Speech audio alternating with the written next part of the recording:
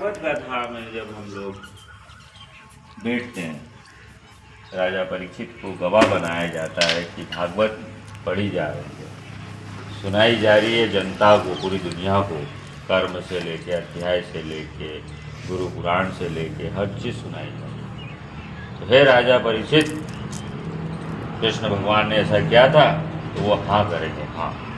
जैसे यमलोक में चित्रगुप्त जी रहते हैं, ऐसे राजा परीक्षित। तो मैंने पूछा सवाल कि इस दुनिया में कितने बड़े बड़े करोड़पति हैं, किसी के नसीब में उस गद्दी पे बैठना, ब्याज गद्दी पे बैठना हर किसी की बात है। वो भगवान तय करता है, चाहे वो गरीब हो, झोपड़े में रहते हो, उसकी किस्मत भले एकदम जीरो हो, फिर भी भगवान ने उसको कितना कर्म प्यारा दिया कि तू आ यहाँ परीक्षित बैठ। अब जब परीक्षित बैठा और उसको कुछ ज्ञान ही नहीं सामने वालों को, क्या इसका अर्थ क्या होता है, इसका मतलब क्या होता है, इससे क्या ज्ञान फैलाऊंगा मैं, गीता भागवत का मैं परीक्षित साक्षात गवाह हूँ, इस मनुष्य के लिए, जन कल्याण के लिए, सनातन धर्म के लिए क्या विचार है, क्या बहु बेटियों क्या शिक्षा, किस आधार पर भागवत कथा जो है जो राजा परीक्षित ने सुनी है और परीक्षित ने उसको अमल किया कि नहीं किया, वो राजा परीक्षित से पूछिए। जय श्री महाकाल परीक्षित जी, आपका शुभ नाम क्या हुआ? शुभ नाम हमारा गुरुजी परशुराम है। परशुराम जी। आपका ग्राम? सबलपुर है। सबलपुर। तो आप अभी जो भागवत कथा में परीक्षित जी बने, और अभी हमने सुना जो आप 4-5 बार बन चुके हैं। 4-5 बार बन बहुत सौभाग्य की बात है जो ये मानव सभी आपके छवि का दर्शन कर रहा है। तो अपने मुखार बिंदु से जरा ये भी बताइए, जो आपने ये 5 कथा में से क्या प्राप्त किया परीक्षित जी के माध्यम से?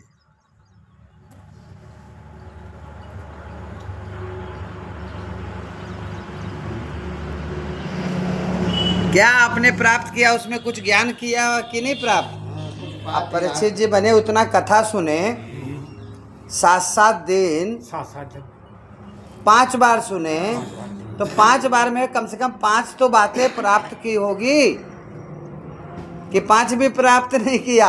बोलो सियावर रामचंद्र की जय। इसीलिए कहते हैं पोथी पढ़ पढ़ जग भया, पंडित भया न कोई, 2.5 अक्षर प्रेम के पढ़े सो पंडित हो। तो इन्होंने प्रेम की परिभाषा तो भगवान के इधर से जब आए तभी पढ़ ली, तो इनको ये भागवत कथा समझ में नहीं आई। लेकिन वो जो भागवत कथा या समाज, जिसने भी पुण्य आत्मा ने इनको परीक्षित बनने का अवसर दिया, इतना ये जरूर समझ गए, जो ये पूरा माया भरी दुनिया में कोई परीक्षित नहीं बनेगा। बोलो सियावर रामचंद्र की।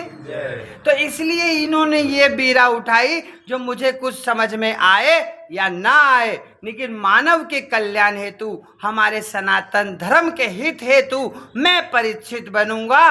कम से कम मेरे आर में पूरा गांव देखेगा, सुनेगा, मेरे समझ में आए ना आए, कम से कम किसी के समझ में आए। बोलो सियावर रामचंद्र की जय। क्या आपके यही विचार इतने सुंदर थे? जी सुंदर थे साहब, है ना? हाँ, जो हमारे समझ में आए ना आए, लेकिन हमारे गांव समाज का हित हो, ये भागवत कथा सुनेगा तो किसी न किसी का तो विकास जरूर होगा।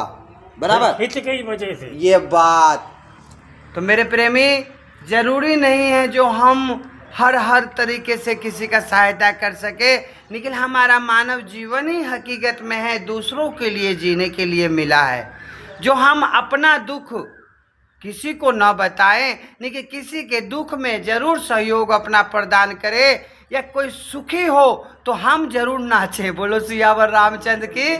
जो आज मेरा गांव समाज में, मेरा कुल में कोई बलशाली ऐसा हुआ जो हमारे मानव को पूरा ही अच्छा करने की कोशिश में लगा है, जैसे हमारे परीक्षित जी और परशुराम जी, और ये हमारे मंदिर के कार्यकर्ता लोग हैं जो अब यज्ञ में हमारा पूरी तरह से सहयोग प्रदान करेंगे। तो आप सब यूँ जुड़े रहे, और भी मैं बहुत अच्छी अच्छी बातें बताने की कोशिश करूँगा। आदे।